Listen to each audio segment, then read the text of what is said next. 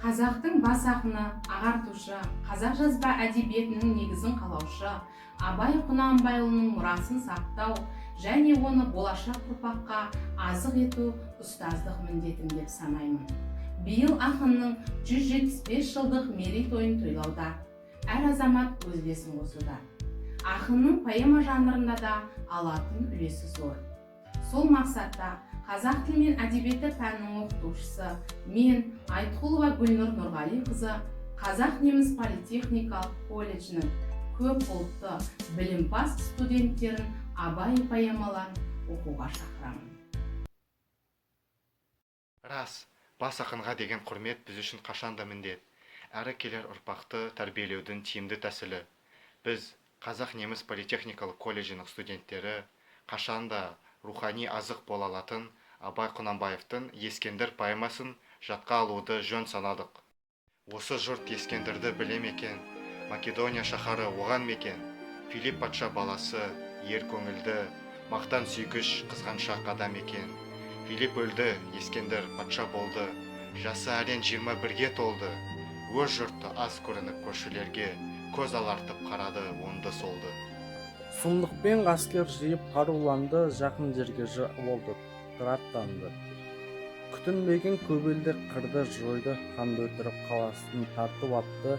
Жасаса жақын жердің бәрін шапты, дарияның суындай қандар ақты. Шапқан жердің бәрінде бодам қылып, өкіметтің өзіне тартып атты. Ескендір елді алмаған хан қоймады, алған сайын көңіл бір тоймады. Араны барған сайын қатты ашылып, жердің жүзін алуға ойлады. Қанішер қаһарлы хан ашуы көп, атағынан қорқады жұрт қайғы жеп. Сол күнде қошеметші айтады екен, ханның ханы патшаның патшасы деп. Атағы талай жерге оның жетті, жердің жүзін алуға талап етті. Есепсіз әскер ертіп жарақтанып есіткен елдеріне жүріп кетті. Алдынан шыға алмады ешкім бұның, бәрінде алды қорқытты жолдағының. Жан шықпады алдынан тоқтау жоқ, жер жүзін жеке билеп алмақшының. Жүре бір елсіз шөлге түсті, алып жүрген суының бәрін ішті. Адам, хайуан бәрі де бірдей шөлдеп, басына Құдай салды қиын істі. Саңдалды сар далада су таба алмай, шөлдеген жұрт қайтеді бос қамалмай. Қызметкердің бәрінде өлтірмекші болыпты, шөлдегенге шыда алмай. Мысалы, астындағы ат одағы ұшты, Ескендірде атының жалын құшты. Жалтырап сәуле берген бір нәрсеге патшаның ат үстінде көзі түсті. Барса бір сылдыр қаққан мөлдір бұлақ, таспадай бейне арықтан шыққан құлап. Түсе сала Ескендір басты қойды, ішсе суы өзгеше тәтті тымақ. Кепкен балық келтіртті сонда тұрып, сол суға балықты алды бір жудырып. Иісі, дәмі өзгеше болып кетті, таң қалды мұның бәрін суға жорып. Ескендір қолын айтты, бұл неткен су, бәріңде ішіп, бұл суға бетіңді жу. Бір бай елден осы су шыққан шығар, өрлеп барып үстіне тігеліп ту. Бұл салқын тәтті суға ханыңыздар, шақ келер маған жан жоқ наныңыздар. Менен қалмай бұл суда шапшаң өрлеп, талқан қылып шаһарды алыңыздар. Жарлық шашты, қол жүрді суды өрлей, шаһарына жеткенше дамыл көрмей. Көкпенбек темір киген өңкей батыр, тартырып жөнеледі сырнай керней. Сол әскер суды өрлей талай жүрді, судың басы бір құзар шатқа кірді. Шаттың аузын бекіткен алтын қорған, қақпасы бекітілі көзі көрді. Қақпаны ашайын деп қаным толды, тұтқасын олай-бұлай қатты жолды. Ашалмады қақпаны үміт үзді, ақылдасып тәуір амал қылды. Ескендір тоқтау көрмей өскен жан ғой, келмей ме тоқтаусыздың бәрі даңғой. Десал болып бәрі де қайта шықты, алысып әл келмесін байқаған. Долдықпен хан Ескендір ашуланды, ашуланып қақпаға жетіп барды. Қақпаны дүбірлетіп қағып-қағып, қақпанды аш деп барынша айғай салды. қақпаның ар жағынан біреу келді. Күзетшісі сол екен дыбыс берді. Қақпаны саған ашар рұқсат жоқ. Бұл Құдайға бастайтын қақпа деді. Білмесем, мен Ескендір патша деген, жер жүзінің соғыста бәрін жеңген. Қақпанды аш, хабарымды айт, білдір маған, құрғылым өзір туып көз көрмеген. Мақтамын деп мақтанба, ақыл білсең, мықты болсаң, өзің нәпсіңді жең. Іші тар, көре алмастың біреуі сен, ондай кісі бұл жерге келмейді тең. Талпынған талаппенен мен де бір ер, көп жүрдім, кезде келді көрмеген жер.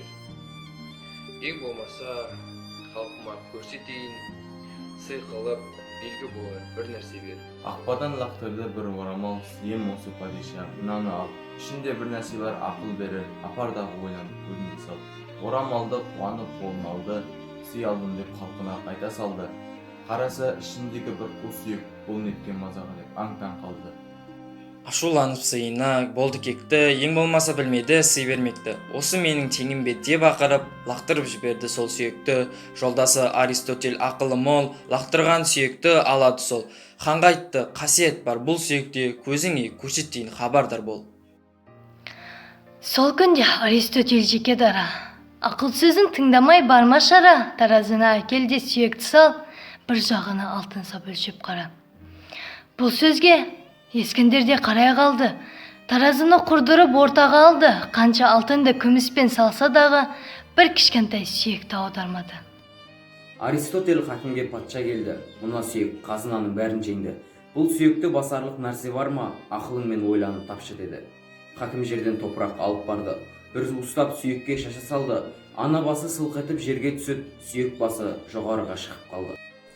Хаким жерден топырақ алып барды. Бір ұстап сүйекке шаша салды.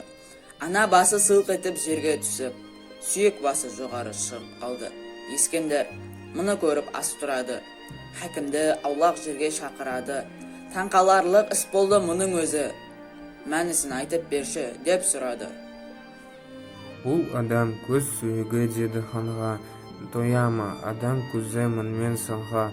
Жемет көз жер жүзіне тоймаса да, өлсе тояр көзіне құм қойғанда. Кәпір көздің дүниеде аран үлкен, алған сайын дүниеге тоям екен.